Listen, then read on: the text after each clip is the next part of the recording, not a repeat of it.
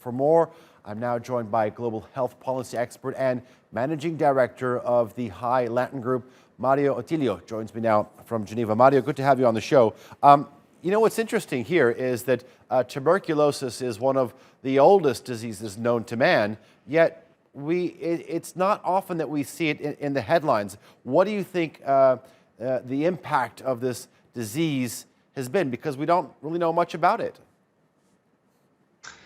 Yes, thank you for having me, and good morning. So I will looking at the impact. I will start with some numbers.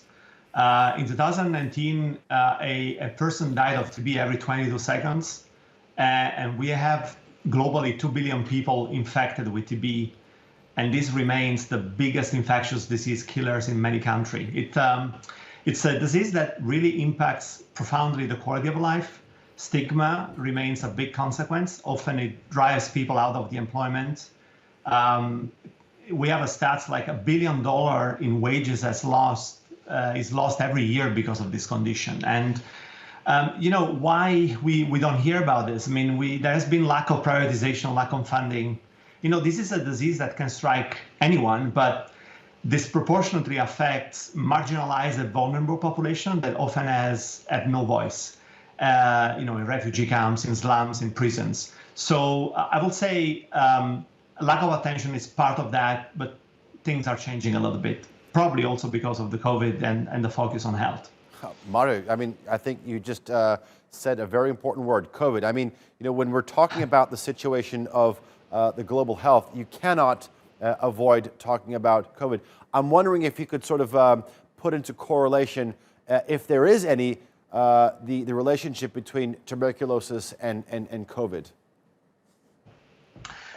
Well, yes. First of all, of course, COVID has been and still is overwhelming for health systems, especially in regions where resources are quite scarce.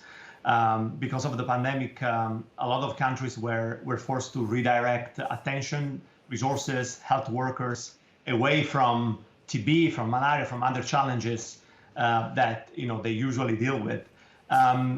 What's more for TB is that depending on the diagnosis, people may need to receive treatment for months or even for years, including often kind of traveling to the hospitals for getting treated.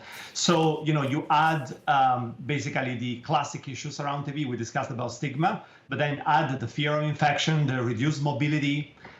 These things are really slowing down adherence and not to mention case finding, which is another big thing. Look, there are some numbers, again, I want to share with you. There is data that has been shared recently.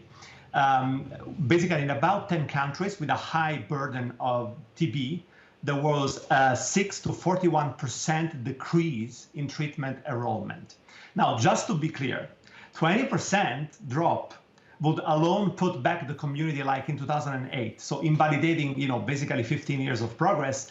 I let you imagine what 40% kind of decrease in treatment enrollment means for this community. So yeah, COVID has had an impact, and definitely, it should be a priority now for countries to kind of manage the two.